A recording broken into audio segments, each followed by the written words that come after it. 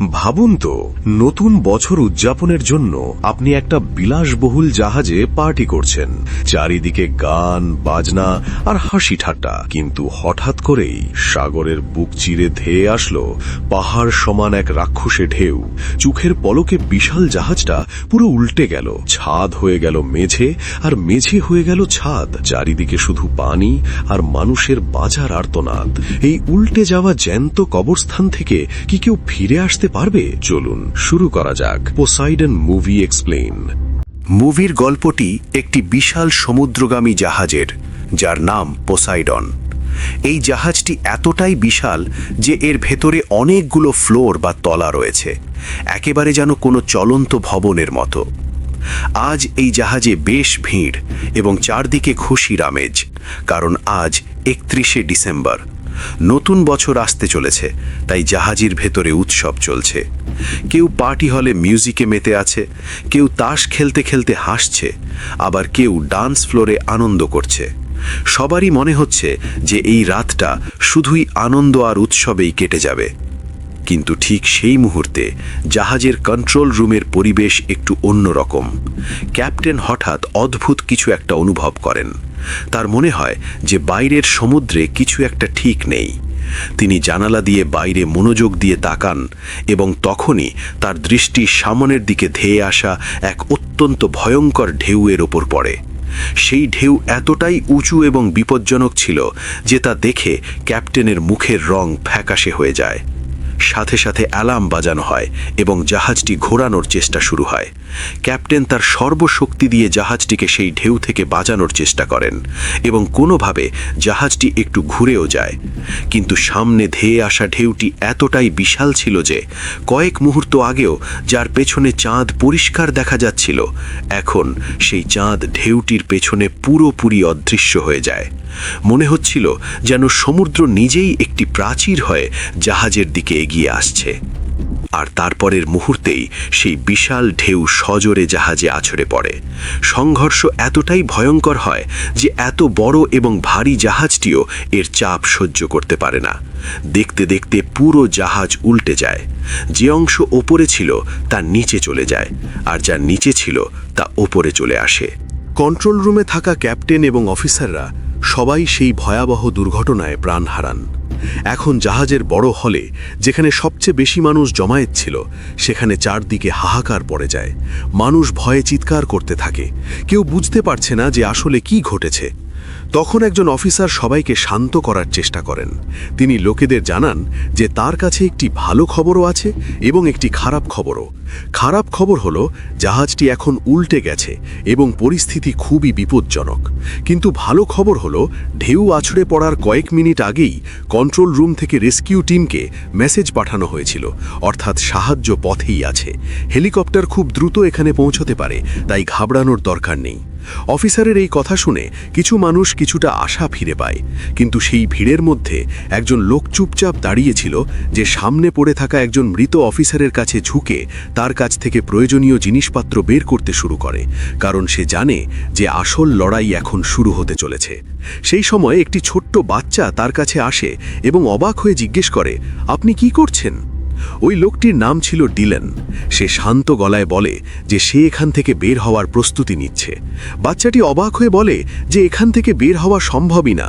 কিন্তু ডিলান আগেই ওই বাচ্চাটির মায়ের সাথে দেখা করেছিল, তাই সে তাকে চিনতে পারে। কিছুক্ষণ পরেই বাচ্চাটির মাও সেখানে চলে আসে। সে ডিলানকে জিজ্ঞেস করে, আপনি আমার ছেলেকে কি বললেন? সত্যি কি এখান থেকে বের হওয়ার কোনো রাস্তা আছে? ডিলান ঘাবড়ে না গিয়ে বলে যে হ্যাঁ, সে একটা রাস্তার কথা জানে। কিন্তু বাচ্চাটির মা সঙ্গে সঙ্গে না করে দেয় এবং বলে যে এমনটা হতে পারে না, এই অবস্থায় কেউই এই জাহাজ থেকে বের হতে পারবে না। এরই মধ্যে সেখানে আরও দুজন লোক চলে আসে। একজন হলো রবার্ট আর অন্যজন একজন বয়স্ক ব্যক্তি। সেই বয়স্ক লোকটি নিজেকে একজন স্থপতি বা আর্কিটেক্ট হিসেবে পরিচয় দেয়, অর্থাৎ সে বড় বড় ভবন ও কাঠামোর নকশা তৈরিতে পারদর্শী। সে চারপাশ দেখে বুঝতে পারে যে পরিস্থিতি খুব খারাপ। জাহাজ যদি এভাবেই ভাঙতে থাকে, তবে ভেতরে আটকে থাকা বেশিরভাগ মানুষ হয়তো বেঁচে ফিরবে না। তখনই রবার্ট ডিলানের দিকে ঘুরে জিজ্ঞেস করে যে সে কি ডিস্কো হলের রাস্তা চেনে। ডিলান বলে যে হ্যাঁ, ডিস্কো ওপরের দিকে, কিন্তু সে অবাক হয়ে জিজ্ঞেস করে যে এমন অবস্থায় কেউ কেন ডিস্কোতে যেতে চাইবে। তখন রবার্ট জানায় যে তার একজন বন্ধু সেখানে আটকে আছে। সে প্রথমে তাকে খুঁজবে এবং তারপর সবাই মিলে এখান থেকে বের হওয়ার চেষ্টা করবে। ডিলান এটা শুনে সরাসরি না করে দেয়। সে বলে যে সে সবসময় একাই কাজ করে এবং কাউকে সাথে নিয়ে যাওয়ার তার কোনো ইচ্ছে নেই। কিন্তু রবার্ট হার মানার পাত্র ছিল না। সে ডিলানকে বলে, ঠিক আছে, যদি সাথে যেতে না চাও তাহলে অন্তত এটা বলে দাও যে উপরে যাবার সবচেয়ে ছোট রাস্তা কোনটা, কারণ এখন প্রতিটি সেকেন্ড খুব মূল্যবান। তখন ওই লোকটি ইশারায় তাদের রাস্তা বোঝাতে থাকে। তখনই রবার্ট তাকে বলে, তুমি 1 বছরে যত টাকা রোজগার করো আমি তোমাকে তার দ্বিগুণ টাকা দেব, শুধু তুমি নিজে আমাদের সেখানে নিয়ে চলো। ডিলান কিছুক্ষণ ভাবে, তারপর সে বলে যে জাহাজের কাঠামো সে খুব ভালো করে জানে এবং সে যদি সাথে থাকে তাহলে সবাইকে প্রতিটি জায়গা সম্পর্কে জানাতে পারবে। তার ধারণা ছিল যে সবাই যদি একসাথে থাকে তবে বাঁচার সম্ভাবনা বেশি, কিন্তু সবাই যদি আলাদা আলাদা হয়ে যায় তবে হয়তো কেউই বেঁচে ফিরবে না। শেষ পর্যন্ত ডিলান রাজি হয়। এরপর এরা সবাই মিলে জাহাজের নিচের অংশের দিকে এগোতে থাকে। যখন সবাই সেই অংশের নামছিল তখন নিরাপত্তার জন্যে সেখানকার দরজাগুলো বন্ধ করে দেওয়া হয়, যাতে আর পানি ভেতরে আসতে না পারে। যদিও ভেতরে আগে থেকেই অনেক পানি জমেছিল, কিন্তু দরজা আর জানালাগুলো এতটাই মজবুত ছিল যে বাইরের পানি আর ভেতরে আসতে পারছিল না। সবাই ধীরে ধীরে সামনের দিকে এগোতে থাকে। সবার মনে একটাই ভয় কাজ করছিল, কোনোভাবে জাহাজের নিচের অংশ পর্যন্ত পৌঁছতে হবে এবং সেখান থেকে বাইরে বেরোনোর রাস্তা খুঁজতে হবে।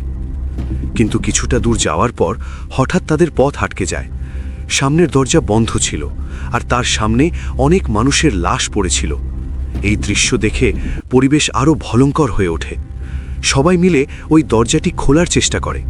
তাদের আশা ছিল যে যদি এটি খোলা যায় তবে হয়তো সামনের রাস্তা পাওয়া যাবে, কিন্তু যতই চেষ্টা করুক না কেন দরজা একটুও নড়ে না। তখনই হঠাৎ ওপরের তলার লিফটের দরজা খুলে যায়। এটা দেখে সবাই একটা নতুন রাস্তা দেখতে পায়। এবার সবাই কোনোভাবে একে অপরের সাহায্যে সেই লিফটের রাস্তা দিয়ে ওপরে উঠতে শুরু করে। ধীরে ধীরে প্রায় সবাই ওপরে পৌঁছে যায়, কিন্তু পেছনে 2 জন লোক থেকে যায়। একজন সেই বয়স্ক লোকটি এবং অন্যজন জাহাজের একজন কর্মচারী। এমন সময় হঠাৎ নিচে লাগানো লোহার পাতটি খসে পড়ে এবং রাস্তা ভেঙে নিচে পড়ে যায়। এখন পরিস্থিতি এমন দাঁড়ায় যে তারা কোনো মতে লিফটের কিনারা ধরে ঝুলে নিজেদের জীবন বাঁচানোর চেষ্টা করছে। অবস্থা এতটাই ভয়ঙ্কর হয়ে দাঁড়িয়েছিল যে ওপর থেকে পড়ন্ত লিফটটি যদি তাদের সাথে ধাক্কা খেত তবে তাদের মৃত্যু নিশ্চিত ছিল। ডিলান ওপর থেকে বয়স্ক লোকটির হাত ধরেছিল আর নিচে গাইডটি ওই বয়স্ক লোকটির পা ধরে ঝুলছিল। ডিলান তার সমস্ত শক্তি দিয়ে তাদের ওপরে টেনে তোলার চেষ্টা করছিল, কিন্তু 3 জন মানুষের ওজন অনেক বেশি ছিল। তখন বয়স্ক লোকটি বুঝতে পারে যে যদি এভাবেই চলতে থাকে তবে 3 জনই নিচে পড়ে যেতে পারে। সে ভারী হৃদয়ে গাইডকে বলে যে তার পা ছেড়ে দিতে, নইলে সবাই মারা যাবে। কিন্তু গাইড ভয়ে পা ছাড়তে পারে না। অবশেষে বয়স্ক লোকটি বাধ্য হয়ে তার পা ঝাঁকিয়ে নেয় এবং গাইডের হাত ছুটে যায়। সে সোজা নিচে গভীর গর্তে পড়ে যায় এবং সেখানেই তার মৃত্যু হয়। এরপর ডিলান কোনোভাবে বয়স্ক লোকটিকে উপরে টেনে তোলে। তখনই হঠাৎ লিফটটি জোরে নিচে পড়ে যায় এবং সজোরে শব্দ করে অন্ধকারের মধ্যে মিলিয়ে যায়। সেই ভয়ঙ্কর মুহূর্তের পর এখন মাত্র 5 জন লোক বেঁচে থাকে। কিছুটা সামলে ওঠার পর তারা আবার সামনে এগোতে শুরু করে। কিছুটা দূর যাওয়ার পর তারা জাহাজের ডিস্কো এরিয়া পেয়ে যায়। সেখানে তারা রবার্টের মেয়ে, তার একজন বন্ধু এবং আরও 2 জন লোককে পেয়ে যায়। অর্থাৎ এবার মোট 4 জন নতুন লোক তাদের সাথে যুক্ত হয়। কিন্তু সামনের দিকে যাওয়ার রাস্তা সহজ ছিল না। অন্যদিকে যাওয়ার জন্য লোহার একটি বড় রেলিং ভেঙে পড়েছিল, যা এখন একটি ব্রিজের মতো কাজ করতে পারত। সেটার সাহায্যেই মানুষ অন্যদিকে যেতে পারত। ডিলান সবাইকে জিজ্ঞেস করে যে এখান থেকে বেরোনোর আর কোনো রাস্তা কি কারো জানা আছে। তখনই একটি মেয়ে জানায় যে সে জাহাজের নিচের দিকের একটি রাস্তা চেনে এবং হয়তো সেখান থেকেই বাইরে বেরোনোর সুযোগ পাওয়া যেতে পারে। এর বাইরে আর কোনো বিকল্প রাস্তা ছিল না। এবার সবাই একে একে ওই পড়ে থাকা রেলিংয়ের ওপর দিয়ে অন্যদিকে যেতে শুরু করে। ধীরে ধীরে 5 জন লোক ওপারে পৌঁছেও যায়। তখনই একজন মাতাল লোকও সেই রাস্তা দিয়ে যেতে শুরু করে। সে রেলিংয়ের মাঝ বরাবর পৌঁছতেই হঠাৎ ওপর থেকে ইঞ্জিনের একটি ভারী অংশ ভেঙে তার ওপর পড়ে। আঘাত এতটাই ভয়ঙ্কর ছিল যে লোকটি সেখানেই চাপা পড়ে যায় এবং রেলিংটিও ভেঙে তার সাথে নিচে পড়ে যায়। নিচে জল ভর্তি ছিল এবং সেই জলে আগুন জ্বলছিল। ইঞ্জিনের টুকরো, ভাঙা রেলিং আর সেই লোকটি সবাই ওই জ্বলন্ত জলে গিয়ে পড়ে। কয়েক সেকেন্ডের মধ্যেই আগুন তাকে গ্রাস করে নেয় এবং তারও মৃত্যু হয়। এখন পরিস্থিতি এমন দাঁড়ায় যে মোট ৮ জন লোক বেঁচে আছে, কিন্তু তাদের মধ্যে মাত্র ৫ জনই অন্যদিকে পৌঁছতে পেরেছে। রবার্ট, তার মেয়ে এবং ডিলান এখনও পেছনে আটকে আছে। নিচে জলে আগুন জ্বলছিল এবং ওপর থেকে জাহাজের কাঠামো যে কোনো মুহূর্তে ভেঙে পড়তে পারত। এখন তাদের এমন কোনো রাস্তা খুঁজতে হতো যার নিচে জল আছে, যাতে যদি ঝাঁপ দিতে হয় তবে হয়তো প্রাণ বাঁচতে পারে। ডিলান বুঝতে পারে যে যদি নিচের জল পর্যন্ত পৌঁছানো যায় তবে আগুন তাকে ছুঁতেও পারবে না। সে সাহস করে নিচে ঝাঁপ দেয়। জলে পড়ার সাথে সাথেই সে সাঁতার কেটে অন্যদিকে পৌঁছে যায়। সেখানে পৌঁছে সে একটি দড়ির এক প্রান্ত পাইপের সাথে শক্ত করে বেঁধে দেয়। এবার সেই দড়ি ধরে রবার্ট এবং তার মেয়েও ধীরে ধীরে ঝুলতে ঝুলতে ওপারে পৌঁছে যায়। এরই মাঝে গল্প আবার জাহাজের বড় হলের দিকে মোড় নেয়। সেখানে তখনও প্রচুর মানুষ বসেছিল। সবার আশা ছিল যে খুব দ্রুত সাহায্য আসবে এবং হেলিকপ্টার তাদের বাঁচিয়ে নেবে। কিন্তু পরিস্থিতি প্রতিনিয়ত খারাপের দিকে যাচ্ছিল। সমুদ্রের চাপ এতটাই বেড়ে গিয়েছিল যে সেখানে লাগানো মোটা এবং শক্ত কাজগুলোও ধীরে ধীরে ফাটতে শুরু করেছিল। আর তারপর হঠাৎ একটি কাজ ভেঙে যায়।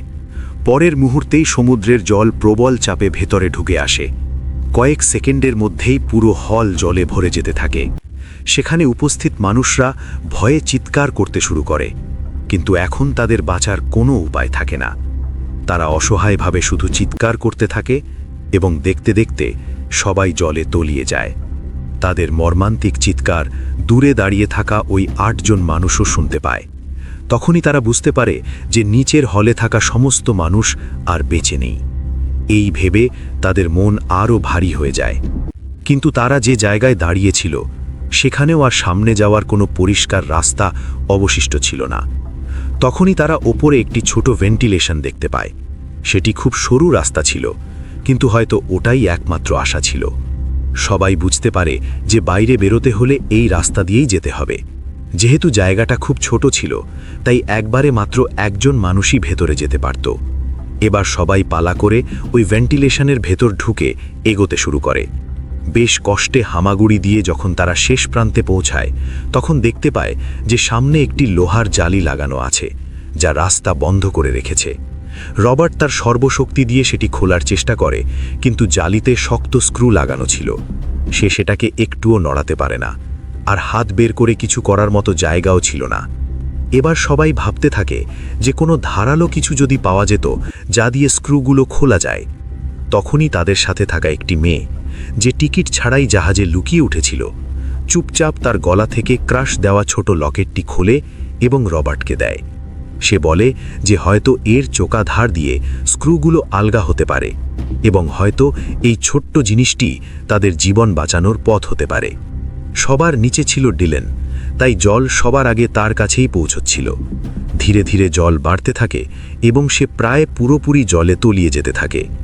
এখন পরিস্থিতি এমন হয়ে গিয়েছিল যে আর কয়েক সেকেন্ডের মধ্যেই তার শ্বাস বন্ধ হয়ে যেতে পারত। তখনই হঠাৎ ভাগ্যক্রমে সামনের জালিটি আলগা হয়ে যায় এবং খুলে যায়। রাস্তা খুলতেই সবাই তাড়াহুড়ো করে বাইরে বেরিয়ে আসে। এই কারণেই শেষ মুহূর্তে ডিলানের প্রাণও বেঁচে যায়। কিন্তু বাইরে বেরোতেই তারা বুঝতে পারে যে সমস্যা এখনও শেষ হয়নি। সামনে এগোতেই তারা একটি বড় ট্যাঙ্ক দেখতে পায়। নিচে যাওয়া সম্ভব ছিল না, কারণ সেখান থেকে তীব্র বেগে জল ভেতরে আসছিল। সামনের রাস্তাও বন্ধ ছিল। আসলে সেখান থেকে বেরোনোর একটি মাত্র উপায় ছিল, একটি ছোট পথ, যা ততক্ষণ খুলবে না যতক্ষণ না পুরো ট্যাঙ্কটি জলে ভরে যায়। তার মানে যদি তাদের সামনে যেতে হয় তবে এই ট্যাঙ্কটি ইচ্ছাকৃতভাবে জলে ভর্তি করতে হবে। ট্যাঙ্কটি পুরো ভর্তি হয়ে গেলেই চাপের কারণে ছোট দরজাটি খুলে যাবে এবং জল অন্য ট্যাঙ্কে চলে যাবে। কিন্তু সমস্যা হলো, ট্যাঙ্ক ভর্তি হওয়া পর্যন্ত সবার শ্বাস বন্ধ হয়ে যেতে পারে। এই কথা শুনে সবার চেহারায় ভয় স্পষ্ট দেখা যেতে শুরু করে। একজন জিজ্ঞেস করে যে যদি মাঝপথে শ্বাস আটকে যায় তাহলে কি হবে। ডিলান রাগ ও উদ্বেগের সাথে বলে যে যে সে জানে না, কিন্তু এর বাইরে তাদের কাছে আর কোনো উপায়ও নেই।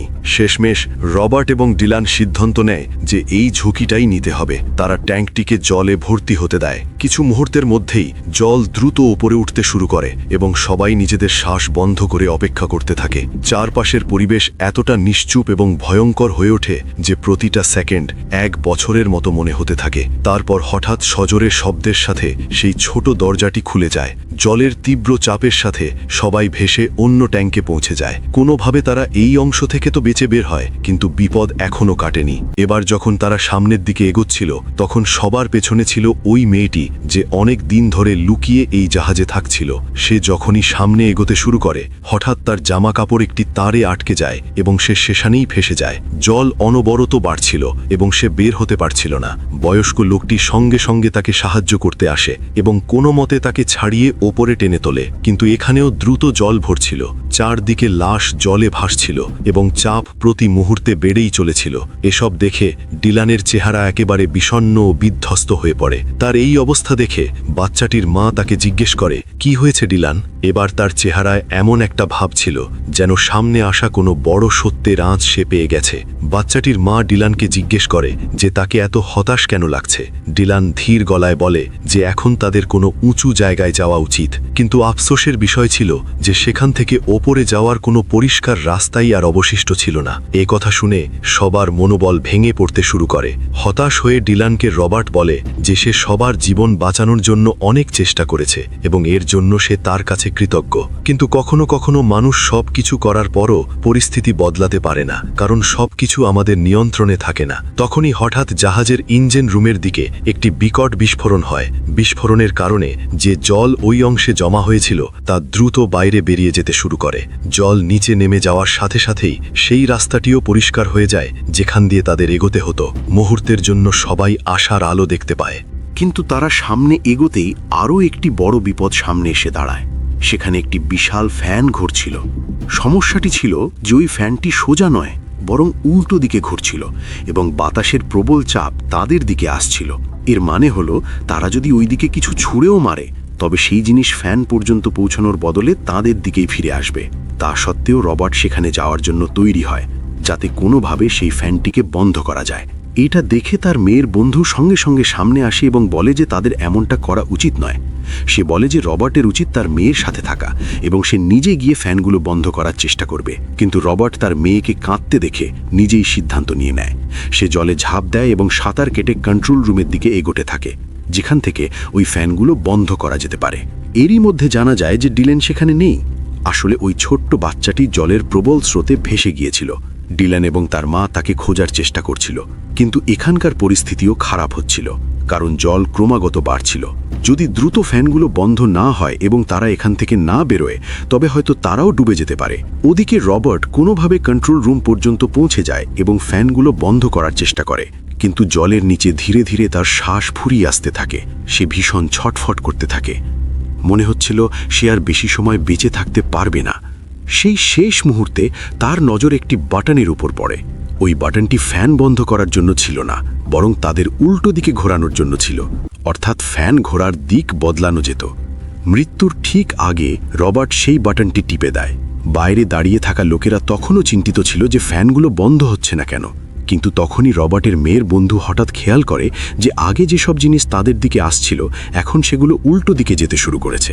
এর মানে হলো ফ্যানের দিক বদলে গেছে এবং এখন হয়তো তাদের কাছে বেঁচে ফেরার শেষ সুযোগ রয়েছে।